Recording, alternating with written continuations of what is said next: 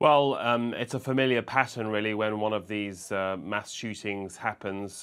Democrats very quickly dive in, and as you heard, the likes of Senator Chris Murphy in that clip, who's from Connecticut, where we saw the Sandy Hook school shooting where 20 children died in 2012. They say, thoughts and prayers are not enough. We need action, and Republicans tend to go quiet or argue, stop politicizing a tragedy. It's time to mourn. No surprise today, Hillary Clinton was among those calling for intervention, and Donald Trump stayed out of it and struck that neutral tone.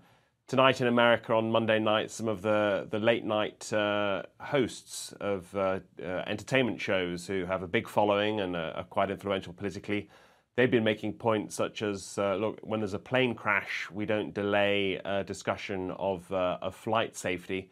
And one of them called on Trump to act and said, look, you campaigned as an outsider to shake things up. You're not really beholden to the Republican Party. Now is the time to show courage, whereas to do nothing will be an act of cowardice. Now, David, this attack does come actually at a time when I believe Republicans were pushing through new laws in the House of Congress, really to move forward with a vote on a gun lobby-backed bill that would deregulate the sale of, for example, gun silencers. So really, these laws even due to become more lax. Yeah, there were two bills that were possibly going to be voted on even this week.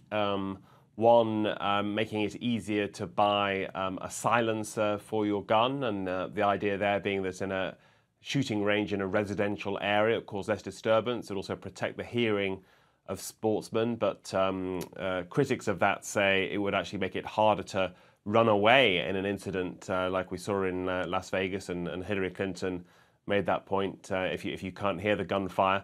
Also a bill that would allow conceal carry laws in one state to apply to another. But for obvious reasons, politically, it looks pretty unlikely those will come up at least this week. However, there's also no sign at all of Republicans dropping them. After all, they control the House and the Senate, and it's worth remembering Donald Trump really embraced the National Rifle Association very enthusiastically. So, that's the way the wind is blowing right now. You mentioned there, David, Trump did embrace the NRA. Is that a line you expect him to stick to? Really quite different tone to his predecessor, Barack Obama, on the gun laws question.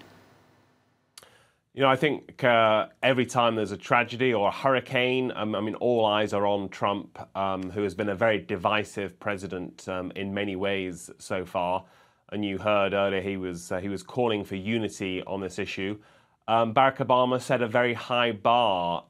His remarks were often very measured and all about unity, and he shed tears. And one memorable occasion at the church in Charleston, South Carolina, he burst into song with a rendition of Amazing Grace. Clearly, that's not Trump's style. So, he'll be watched closely in the coming week, whether he can, just for once for him, build some kind of unity.